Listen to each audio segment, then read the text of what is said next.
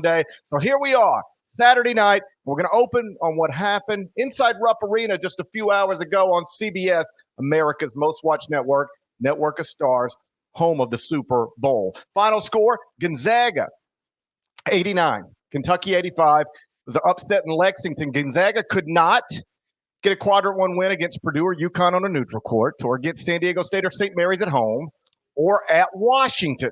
But they got one at Kentucky. Zags woke up Saturday with 0 quad one wins. Now they got one. And what Kentucky now has, the 3-game losing streak at home for the first time in Rupp Arena history. And that's since December 1966, because this predates Rupp Arena. Big yikes. We both said on Friday, Norlander, that Gonzaga needed this game more than Kentucky. I still believe that's true. I think Jerry Palm would say it's true. But, buddy, I bet John Calipari would argue with us about it right now, because I'm sure he thinks he really needed this one as he sits at home, presumably dealing with another rough stretch in what has been a rough few years. Deadleg, I'll turn it over to you just by asking for your thoughts on what you saw from Gonzaga inside Rupp today. Give a shout out to anyone that's hopping in the chat here on a Saturday night. We appreciate you. And for anyone that's getting to this Sunday morning, we hope you appreciate getting a pod a little bit earlier. Sunday is pretty low. And if you're scurrying around getting Super Bowl stuff done, we wanted to deliver this to you. So hope you appreciate that. And a little primer. I like the way you always instruct the listeners to be a little more appreciative. No, I said I hope they're appreciative. I'm not demanding. I'm imploring them. Hopefully that's the case in the situation. And it's a primer for March when the schedule gets a little bit wonky there. I remember we talked about it on the Friday show. Mm-hmm. You probably don't, right? No idea, right? No, I remember. Well, I got the stats for you. Okay, bring them to me. We talked about this game specifically. Yeah. Kentucky, its record when it was shooting. First of all, I set the over 36.5% 3-point shooting from Kentucky in this game because it was averaging 41.1 going in, and Gonzaga was allowing 31.5. I set it at 36.5. I took the over. You took the under. Ding, ding, ding for you. 35%. Kentucky hit the under narrowly, but they hit the under. However, Kentucky, when it hit 40% of its threes, was 10-1. It was 6-5. Then it is now 6-6. Did not get to 40%, lost the game, and is now a 500 team when it does not make 40% of its 3-point shots. And inversely, Gonzaga, which we brought up, was a team that was 14-1, and now it is 15-1. If Gonzaga gets to 54.5% from inside the 2-point arc, then it wins the game. It shot 56% inside 3-point range against Kentucky and on the road. A lot of that you saw big time damage from Graham Ike late. Couple quick thoughts on me on just the game and the scene and what we got there. I thought it was a wonderfully called game by Brad Nessler, Jay Wright, Bill Raftery. They got a good game, a good environment, and we'll get to the meanings of the results in a second. I just thought it was wonderful to have a non-conference game in February be that compelling. And with, Gonzaga and Kentucky really trading some blows there, although more of the blows, and if you're watching on YouTube, you can see the box score right there. There you do. There we go. So you can see lead changes just 5 and ties just 2. Kentucky made some pushes, and there was a fever pitch once or twice in Rupp Arena, GP, but Gonzaga really held strong. This was the 166th time in a row that Gonzaga had won a game when it was up by 10 or more at halftime. It led by double digits here at Rupp, and lo and behold, it held on. It has not lost a game with 10 or points more in its advantage at the break since a December 2015 loss against Arizona. Big reason for that was the fact that Gonzaga went 18 from 19 from the line. Quick thought on the Zags, little on Kentucky, then it's back to you. I thought that Gonzaga getting so much reliable production from Ike, who was big. Watson had moments. Ben Gregg had the big steal late on the Ben Shepherd pass where it just looked like he had an idea. It was a decent idea. And then by the time he was on the way down, oh, damn it, I shouldn't be sending this ball. And then Braden Huff, the freshman, like those 4 had 64 points, 66 points. They had 50 paint points for Gonzaga overall. And Rafter even said it on the telecast, like a lot of this is inexperience versus some veteran play. But then again, like Huff's a new guy, and it's not like Ben Gregg's been getting huge minutes the past few years. So I don't know if it was all that, but mighty impressed by Mark Few's team to not get rattled in that moment. Now, as for the Kentucky side and actually how they played this all out, Dillingham barely got on the floor in the second half. Calipari said after the game that he was going with what he felt was the right unit. I can't even push back too hard on him for that. But when a loss is the result instead of a win, and Dillingham is as capable as anyone, maybe outside of Shepherd or just as much as Shepherd, who had all of his 21 points in the second half, it does look a little bit suspect there that he wasn't able to get on the floor and be more of a contributor there. But, Fierro had 15, and he was a big contributor, GP. Antonio Reeves had 17, was 6 of 13 from the field. He did well. We saw what Shepherd was able to do there. Bradshaw was a non-factor. Edwards, again, not really a huge factor. Their front court got outplayed. So the stuff is trending way in the wrong direction. You mentioned before, Kentucky, 3 straight losses at Rupp. Had never happened before Rupp was built in the 70s. They hadn't lost 3 straight at home since 1966. So you can speak to the trends there. But in terms of the actual gameplay and how it played out, I tend to give just a little bit more in Gonzaga's column than deflecting from Kentucky, because I thought Gonzaga would get overtaken here, and it didn't. It just seemed to have enough. Hickman made good plays in a tight spot on the road. EK fouled out with 43 seconds to go. That did not doom Gonzaga. Impressive first quad one when Gonzaga still has so much more work to do. To step into that environment, Rupp Arena was so starving for a meaningful win, and instead they take yet another L. Fast and compelling game as far as I'm concerned. Why we're starting the show with the GP, just the most meaningful result and the best watch of the day. A lot of stuff here. I mean, a lot of stuff to get to. I do want to talk about the Dillingham thing. I get it, I guess, except what I don't get is not playing your best players. I don't understand not playing your best players.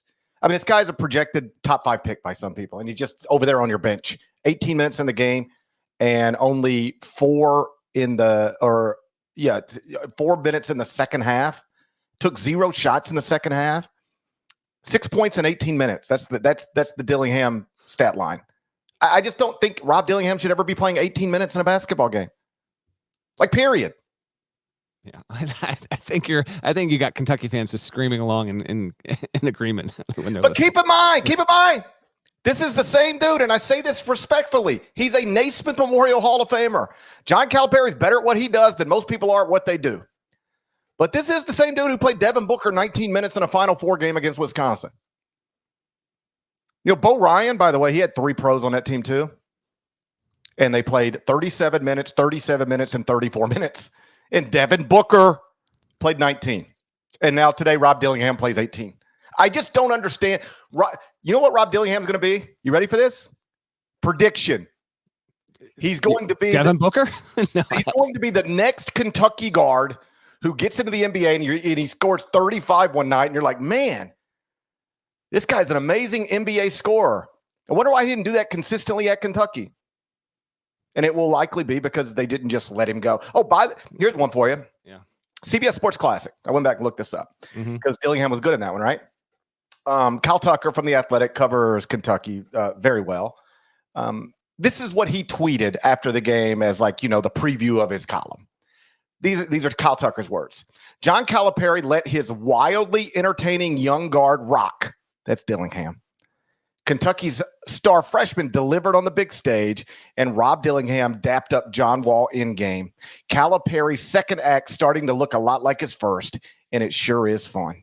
That was December 16th. It sure was fun because he was letting Rob Dillingham cook, and they had just beaten North Carolina on a neutral court. Less than 2 months later, he's not letting his entertaining young guard rock. Dillingham, again, only played 4 minutes in the second half against Gonzaga. Took 0 shots, and now Kentucky's 2-4 and it's past 6. I just think that's a mistake. And I know that somebody on that staff will say, GP, but man, he just doesn't guard anybody. Okay, well, no, you don't guard anybody.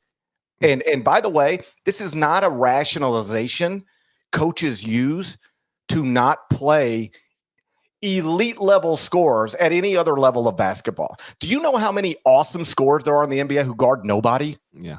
I mean, they guard nobody. John Morant guards nobody. All right. You remember a few years ago when the Grizzlies were good without John Morant, to be like, John Morant's out, and the Grizzlies have a better record without John Morant than with him. You know what that was? Because John Morant would go out, Tyus Jones would come in, and the defense would go from average to elite. So even without John Morant, you would have had an elite defense, and you could still win games. But you know what happened the second John Morant was healthy? They said, okay, we're going to be bad defensively again, but we're going to have that guy on the court. That is the way NBA coaches approach elite level scorers and shot creators and shot makers who maybe can't do well on the defensive end of the court. And so often in college basketball, I see coaches so hesitant to just, as Cal Tucker tweeted back in December, let their young guys rock. Just let them go. And maybe they're going to get more than they give up, probably. I'll die saying Rob Dillingham should never just play 18 minutes in a college basketball game. Don't die. Don't die for that cause. Don't die for the. No. No. You know what? No, it's time. No, it's not. I got to stand for something. I got to stand for something. This is not what it needs to be. This is not. This will not be what you die for. No, you will not die for this man. Just let me stop here for a second. Just push back or don't. But what do you make of that? I would play. Listen, I would play him more. To me, Reeves, Shepherd, some sort of combo. No Trey Mitchell on the floor. I want to at least mention that he didn't play in the game. Wagner returned, but he logged 13 minutes. He's just coming back, so he wasn't even an impact. But I would get Reed, Shepherd. You'd get Dillingham. You'd get Antonio Reeves. Man, Thiero gives me some real sparks that I like a lot. And then maybe try and rotate whatever big man's in there. Like Ivisic had 11 minutes and a couple decent spots there. Again, like, are they too deep? Does Cal really know what kind of pieces where to use when? So it's not huge pushback from me. They got back into it without needing him. And maybe if he's on the floor, it's tough for me to call, but I don't disagree with the point on the whole. You give me that 2015 team and let me just take three people, snap their ACLs, and get them off the roster, and you have a perfect 40-0 national championship. Similarly, let me get rid of about three guys off this roster, and you'd be better off for it. I do think that's part of it. I think he has too many talented guys. It's a good problem to have, but maybe it's not. You ready for this? Not too many great players, but too many talented guys. Yeah, I gotcha. Okay. What else you got? So on the game, Graham Ike was terrific. 10 of 17 from the field, 23 points. He only played 24 minutes, but that's because he fouled out. Okay. If Mark Few could have played him 30, he probably would have, but he fouled out. Gonzaga shot 47% from the field. And this 3-game losing streak for Kentucky now at home, which, as we've noted, is historic. I mean, think about this. These are college basketball games. They give up 94 to Florida, 103 to Tennessee, and 89 to Gonzaga. Tennessee right now is at Texas A&M, getting blown out. The game will go final before we're done. We'll address it. But, with 5 minutes left, Tennessee's got 57 points at A&M. They scored 103 at Rupp. College hoops, baby. I know. So now Kentucky is, if you want the resume stuff, 2-5 in quadrant 1, 3-1 in quadrant 2. So 5-6 in the first two quadrants. Also with a quadrant 3 loss to Wilmington. A lot of these games are losses when they're missing people. DJ Wagner, Trey Mitchell, that's part of it. It's only fair to point that stuff out. But what's also fair is UConn's missed people too, and it hasn't ever mattered to them. Simply put, like I've said now for a while, Kentucky should not have been ranked last Monday in the AP poll. They should not be ranked this Monday in the AP poll. That's not happening. But we'll see what AP voters do. No, they're not going to be ranked. They're done.